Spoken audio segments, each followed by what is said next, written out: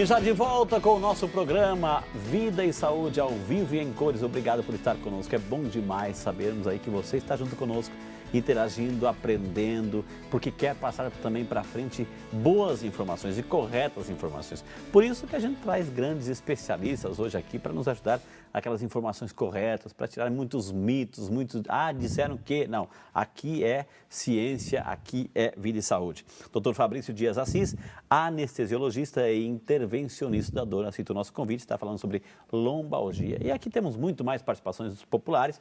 Nós fomos às ruas e o povo pergunta.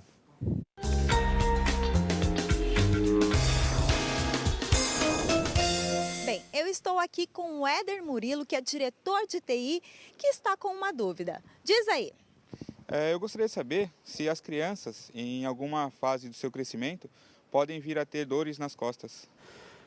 Muito bem, doutora, a gente já falou, assim, é até interessante, assim, falar sobre isso. A gente falou isso no outro programa que eu teve aqui, mas vamos recapitular um pouquinho.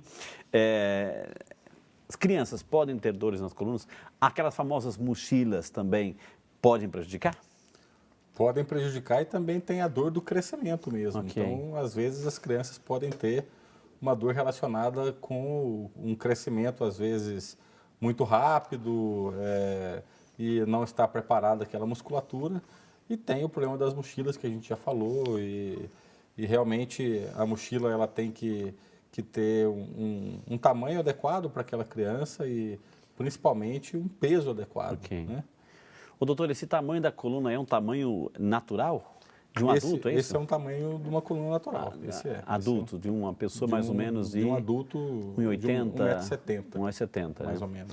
O senhor é intervencionista da dor e trouxe aí umas agulhinhas, a gente vai mostrar, mas não se assustem, não é aquela agulha toda que vai na coluna, fique tranquilo. Assim, o que é como uma pessoa que está sentindo dor, não sabe onde que é, uma dor nas costas, tem como fazer uma espécie assim de identificar qual o nervo que está produzindo essa dor e ali tratar esse canal de dor, doutor?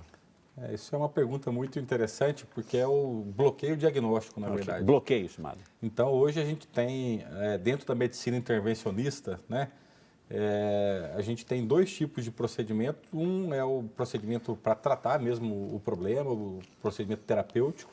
Agora, a gente tem uma arma muito valiosa hoje, que é o bloqueio diagnóstico. Então, eu, com a utilização de uma agulha, eu consigo determinar de qual estrutura que aquela dor está vindo.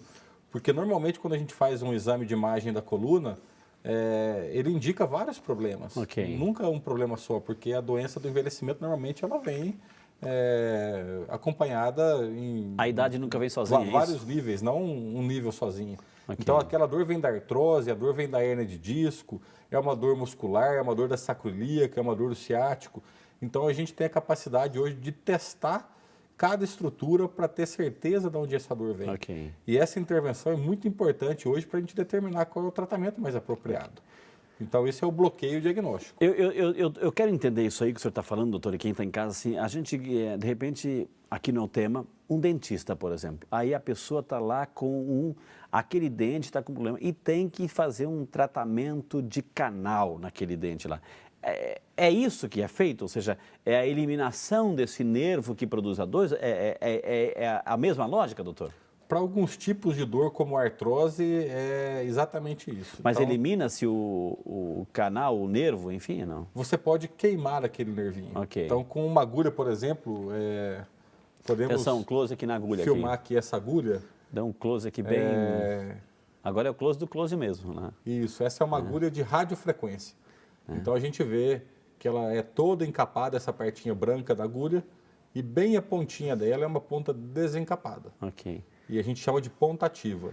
Ô, doutor, então, a gente coloca essa agulha no nervinho. Toda essa agulha?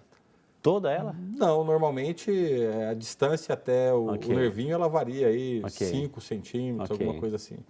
Então, essa agulha ela é colocada, guiada por imagem. Você percebe. Doutor, puxa um pouquinho para baixo para ver no branco da sua camisa. Isso ali, ó, né? No branco, vai mais para o branco. Assim. Isso, agora sim, dá para ver que tem uma pontinha lá. Isso. É a pontinha desencapada, né?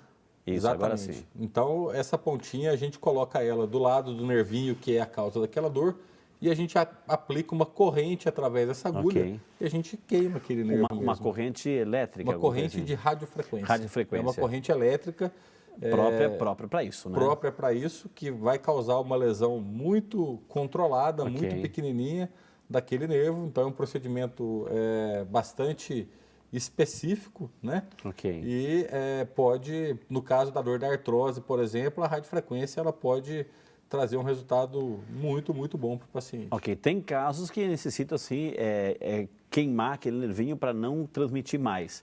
Agora, é sempre assim ou eu posso ter uma aplicação e o nervo continua, digamos, vivo, porém controlado? Tem uma diversidade de técnicas que a gente Ok. pode utilizar, Frei. A radiofrequência, ela é um procedimento que ela normalmente ela vem com um segundo degrau. O primeiro seria exatamente a injeção Ok. de um anestésico local junto com um anti-inflamatório naquele nervinho. Se a dor melhora bastante, então eu determino que a dor realmente vem daquele nervo, o bloqueio Ok. diagnóstico é positivo. E se a dor melhora e ela volta, então a radiofrequência pode ser um procedimento interessante. Ok. Às vezes a dor pode melhorar e não voltar mais só com a injeção do anti-inflamatório. Você tira a inflamação local lá e melhora a dor. Ok. Né? E o senhor trouxe outro equipamento lá, ou é o mesmo, doutor? Assim, o que é esse Não, outro esse ali? é um equipamento hoje bastante moderno que a gente utiliza para tratamento de algumas compressões dos nervos, como causados em hérnias de disco ou em estenoses de canal ou estenoses foraminais, que são estreitamentos dos buraquinhos por onde os nervos saem. E esse, então... Isso na coluna, doutor. Se o senhor quer que eu segure aqui, o senhor vai fazer uma aplicação. Isso vai ser colocado na coluna, lá dentro dentro da coluna ou não? Isso é colocado na coluna lombar. Esse material especificamente é para utilização na coluna lombar e ele é colocado Ok, vamos através da parte mais distal da coluna, Ok. aqui do sacro. Então a gente passa esse catéter aqui pelo sacro e a gente navega com ele Ok. até o sítio onde existe A dor. a hérnia, o Ok. problema, e a gente mecanicamente tenta desobstruir aquele nervo Ah, entendi. e liberar aquela raiz, aquele nervinho que está inflamado e aderido pela hérnia de disco. E isso tem um tempo, por exemplo, uma anestesia, um bloqueio. Esse bloqueio tem um tempo, dura 6 meses, 1 ano, ou às vezes para sempre, ou tem controle, eu tenho que voltar lá para outras aplicações, doutor? Isso depende muito de cada patologia, gravidade, da né? gravidade de cada patologia. Então, no caso das hérnias de disco especificamente, as hérnias elas têm um comportamento muito benigno. Então, se você melhora a fase aguda daquela doença e consegue fazer com que o paciente tenha uma reabilitação adequada, na grande maioria das vezes você resolve o problema do paciente, né? Agora, isso pode ser reaplicado em caso de necessidade, se houver, por exemplo, uma resistência pela gravidade do caso. Né? Ok, que maravilha. Então, são as novas técnicas, olha, novas ferramentas que a medicina, principalmente em tratamentos de coluna, está apresentando aí para quem não vai passar por... Isso aí também vai substituir aquelas cirurgias, que você falou, 5%, naquelas cirurgias conservadoras, ir lá, abrir a coluna, isso e aquilo, isso já quase não existe mais, né, doutor? Hoje tem materiais que a gente coloca, agulhas que eu coloco dentro do disco Ok. e faço a cirurgia do disco com o paciente acordado, coisa de 15, 20 minutos e depois de 1 hora ele está indo embora para casa. Isso, né? claro, quando não é um trauma, um acidente, uma ruptura, uma quebra, né? Isso aí já é outro Sim, isso procedimento. para alguns tipos de hérnia de disco Ok. que são resistentes ao tratamento conservador Ok. e a gente chama de hérnias contidas. Então, as hérnias contidas, elas respondem muito bem a esses procedimentos que a gente chama de descompressão percutânea do disco. Então, a gente põe uma agulha mesmo no disco, não tem nem corte, o paciente é submetido a uma anestesia local e esse disco ele é retirado coisa de 15, 20, 30 minutos às vezes. A pessoa entra lá com dor, reclamando de dor e sai caminhando, correndo lá. Sim. Ah, que maravilha. Doutor, vamos lá para Patos de Minas, a Benedita Alves da Silva. Obrigado, Benedita. Deus abençoe a senhora. Há mais de 20 anos precisei tomar uma anestesia na base da coluna. E ouvi falar que pessoas que tomaram essa anestesia nunca mais terão a mesma coluna. Ela ouviu falar, né? E assistindo o começo do programa, entendi que ocorre comigo. Entendi o que ocorre comigo. Tenho todos os sintomas citados no início do programa. Então, gostaria de saber se a fibromialgia tem relação com a anestesia. E está parabenizando o programa. Doutor, e daí? A nossa amiga Benedita. Olá, dona Benedita. A fibromialgia pode sim ter relação com a dor na coluna, uma vez que na fibromialgia existe uma sensibilidade aumentada em todo o corpo, existe uma diminuição do limiar de dor, então precisa de estímulos menos intensos, às vezes até estímulos não dolorosos que vão desencadear a dor. E a fibromialgia pode se manifestar também com dor na coluna. E o paciente com fibromialgia ele vai ter uma sensibilidade aumentada, por exemplo, uma picada de uma anestesia, de uma injeção, e pode acabar desenvolvendo uma dor crônica depois desses procedimentos. Doutor, já que estamos em Patos de Minas, vamos dar um cheguinho em outra cidade, relativamente perto, em Muriaé, Minas Gerais. É o nosso amigo Ébio José Pereira. Obrigado, Ébio, pela participação, pelo carinho. Ele falou assim que o cunhado dele tem uma dor no fêmur e sente essas dores nas duas pernas e não está conseguindo andar. O que deve ser feito? Porque os médicos acham que não sabem o que fazer. Então, doutor, essas dores no fêmur, nas pernas, enfim, pode também ser um problema de coluna? Pergunta o nosso amigo Ébio, doutor. O Ébio, pode. A dor no fêmur pode ser um problema de coluna, sim. Agora, precisa procurar um médico experiente aí para que ele possa fazer exames adequados. É um ortopedista? Um ortopedista, às vezes um médico de dor, um neurocirurgião, um fisiatra. Então, depende da região que você se encontra aí em Muriaé, saber qual é o profissional que está mais habilitado a resolver esse problema. A dor pode vir do quadril, pode vir da coluna, pode ser às vezes uma dor muscular ou uma inflamação de algum nervo específico, uma dor neuropática, a gente chama.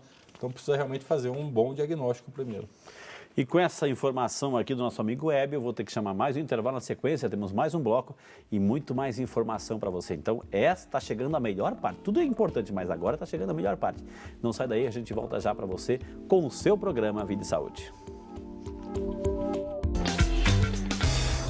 A atividade física certamente é um dos fatores preventivos mais fortes, mais acentuados. Quem vai realmente proteger o organismo é a atividade física. Porém, aquele indivíduo que faz uma atividade física inconstante, ele expõe o organismo a N riscos. E o indivíduo que faz atividade física em excesso e não respeita os limites, também expõe o organismo a riscos. No caso do indivíduo que hoje está com lombalgia, é imprescindível a avaliação de um profissional para que essa atividade física seja orientada e dosada para que ela também não se torne um fator de agravo da queixa.